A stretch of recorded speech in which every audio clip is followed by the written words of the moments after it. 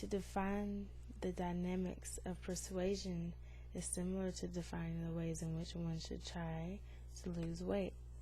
Different activities help people in different ways, of course. Some people have more aggressive tactics for getting a point across, while some people tend to be silent but deadly in that they might use subconscious messages to subtly attack you.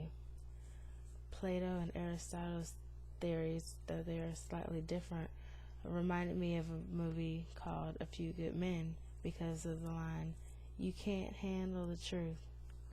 Because Plato believed that people are not able to comprehend certain aspects of the truth, but rather they like to divert their attention to a less harsh subject.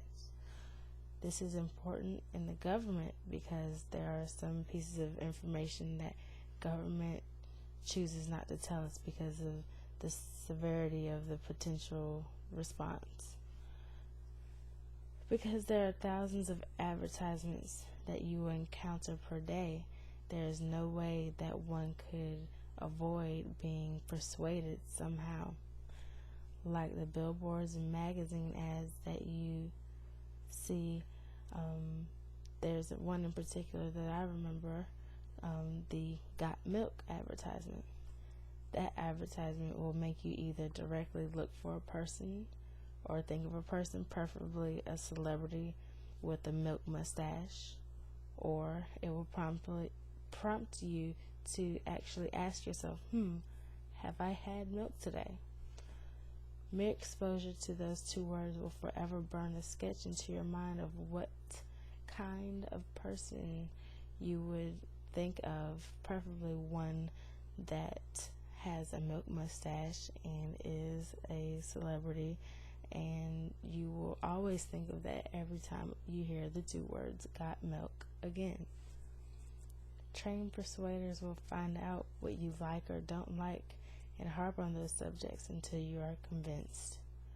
For instance, if there was a guy that was interested in a girl and that same girl was interested in him as well, they wouldn't stray from each other and not have any contact with each other.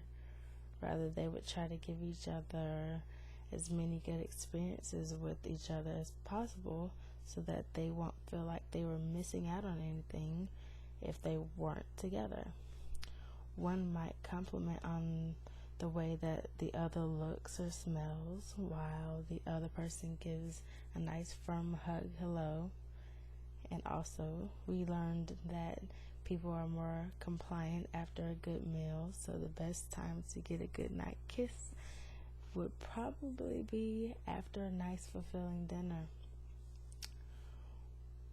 It is common to think that persuasion has evolved over the years because most things do, but most of those tactics have been around since the days of Aristotle and Plato.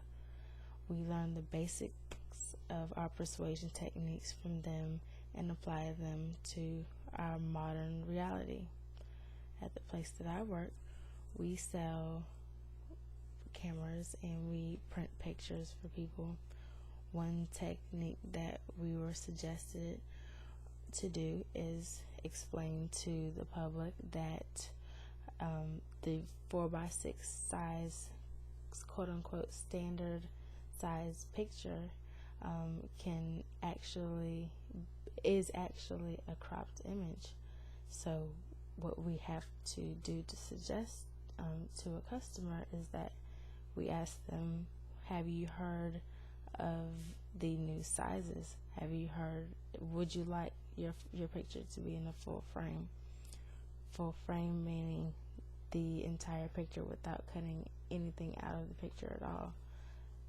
Basically, every day I use some type of suggestive question in order to not overwhelm or do what is called the door in the face technique, because in my opinion that can be sort of a turnoff for certain customers. But what you have to do is you have to, like I said before, learn which type of customer you're dealing with. Thank you very much. Have a good night.